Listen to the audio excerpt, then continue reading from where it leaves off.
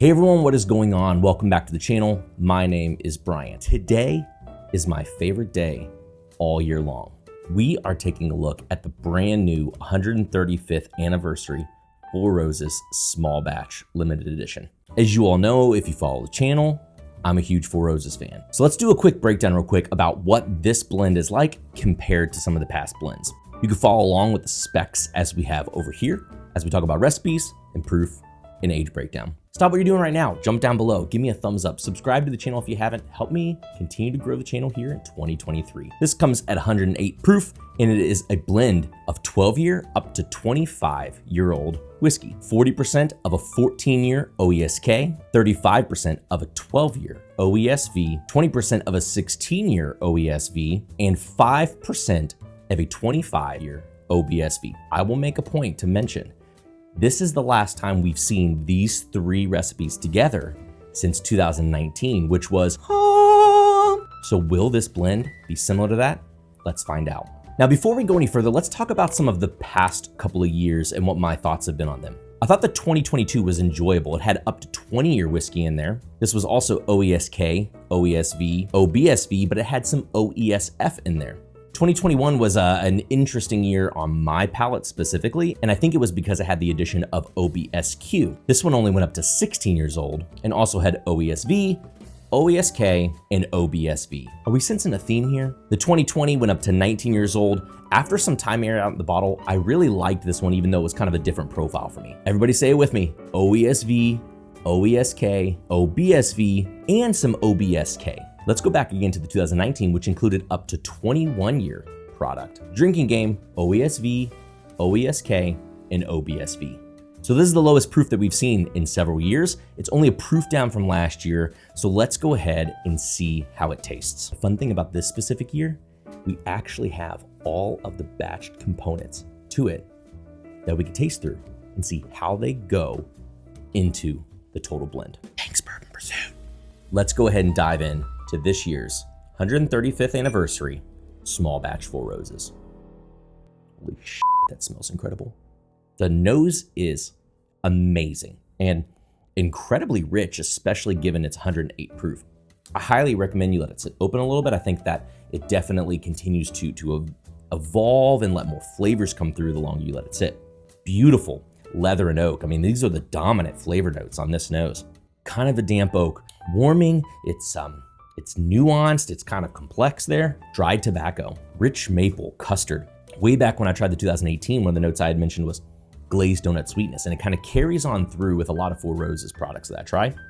You get that on here as well, but that doesn't quite cover it. It's very sweet, it's very heavy caramel, buttercream, and that kind of custardy maple note. Normally I get a ton of red fruit, and I actually can't pull out a ton of individual unique fruity notes here, but that doesn't mean that it's not fruity. It definitely has a kind of a underlying but pretty dominant fruit note to it. To me, it's more like a cherry, tobacco, and kind of like a powdered sugary grape note. This is beautiful. Let's go ahead and go in on the palate. Sweet heavens to Betsy. This palate's amazing. To me, this also drinks oak forward, layered and nuanced on the palate for sure, but it does seem a little bit mellower, more mellow. It does feel a little bit more subdued compared to past releases. Chocolate iced donut, musty oak, lots of red fruit and caramel.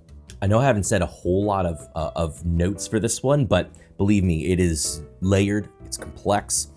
I kind of want to go back to some of the past releases so we can compare it to this one and then go back to it. Let's first try the 2022, just to kind of get a quick snapshot for anyone who tried it last year. The nose is really bright as well, a lot of citrus, a little bit more spice in there too. Go ahead in the palate. 2022 maybe has a little bit more barrel char. It's really ramped up in flavor. Maybe has a little bit more of fruity presence, very tightly packed, maybe a little bit more leaning dark fruit, and a fair amount more spice. To me, the 2023 has more oak presence than the 2022. Let's jump back to the 2020. And the 2020 was such an interesting one. I liked it in a very different way, I think, than I like a lot of other Four Roses products. A lot of layered spice. So if you enjoy the spicier pours, the 2020 was really interesting in that regard. And it's still giving it layers of fruit, oak, spice, tobacco. It's very different. Kind of a more drying, spicier pour, but no less elegant. To me, the 2023 still drives with a lot of sweetness, like I noticed in the 21-22, but it has more of the oak presence, like you are one of my favorite pours of life. Man, the 2019 is beautiful. But you know what?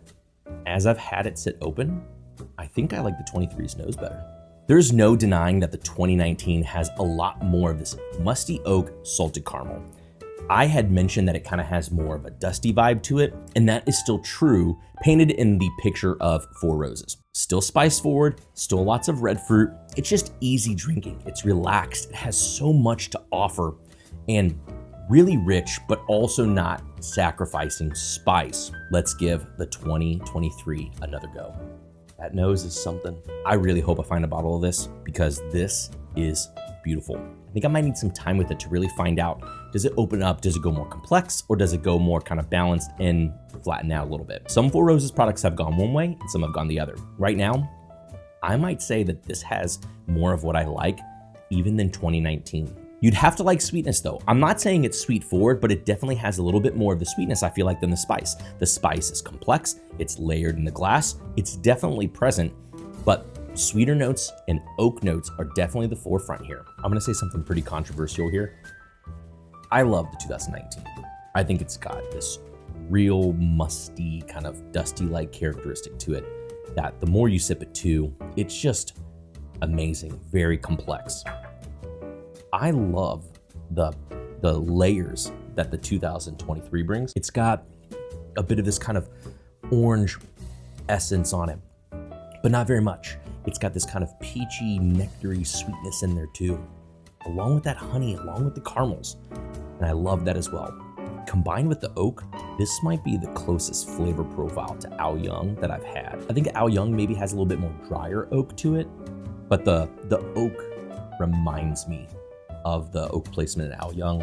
Maybe not as spicy, but man, this is a really great pour. How about we go ahead and break down the components individually, see what they add to the blend as a whole. First up, we're gonna get into the 12-year OESV. This is where it's gonna be bringing in most of the proof for the pour. Oh man, and you definitely get a lot of caramel here, but really where I feel like a lot of the liveliness, the brightness is gonna be coming out of this 12-year. You get a lot of citrus, you got a lot of melon fruit. There's a lot of caramel here, there's a lot of honey here. You get a big flavor pop with balanced or lower oak and a little bit of chocolate here, but again, very bright. A lot of the carrying flavor, I think, that will hopefully support the spice that we'll probably find in the other pours. We're gonna dive into the 16-year OESV. This is going to make me think of the recent 16-year OESV private selections from the gift shop that they did that were just really, really solid pour. Definitely more fruitiness here. Big vanilla and brown sugar. It's got some more pronounced oak here, kind of mingled with these deeper red fruits, dark fruits, super creamy. Love this one. Let's get into the next youngest one. This is the 14-year OESK. Pretty crazy when the second youngest one in the blend is 14 years old. Ooh, this one's also super fruity, but it's in a very candied, very bubblegummy-like way. This one's straight up red vines.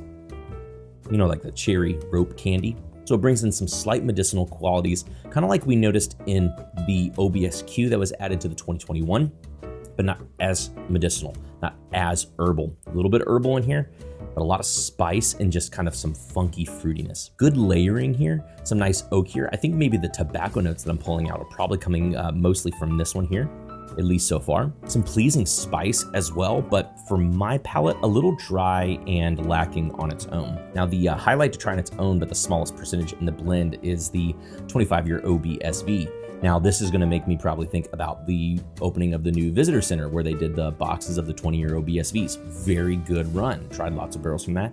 Really enjoyable product. This is like sipping bourbon while sitting in an old library. For me personally, I really like this palette. It is kind of drying on the back end. Espresso, dark chocolate, oak, leather. It's quite nice actually, and carries a lot of the spice as well as with the OESK, but it's heavy on the lower end notes, and it's missing a little bit of the sweetness that I felt like I noticed in those 20-year barrels that I mentioned from the Visitor Center OBSV run. Let's go back to the 23 135th. I feel like I can appreciate more the citrus that comes out of that younger OESV and the fruitiness that comes from those middle-aged products.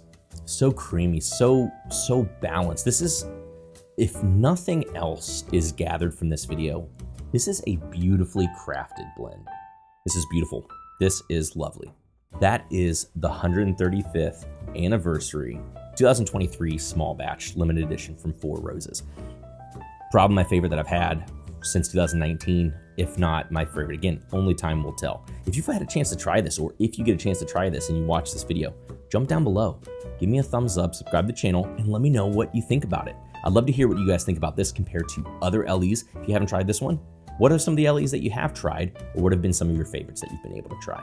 Thanks again, as always, for tuning into another video, everybody. I hope it was insightful. Hope it was informational. I hope you enjoyed. Let me know if there's other things you want to hear me talk about on other videos here on the channel. Until next time, see you all later.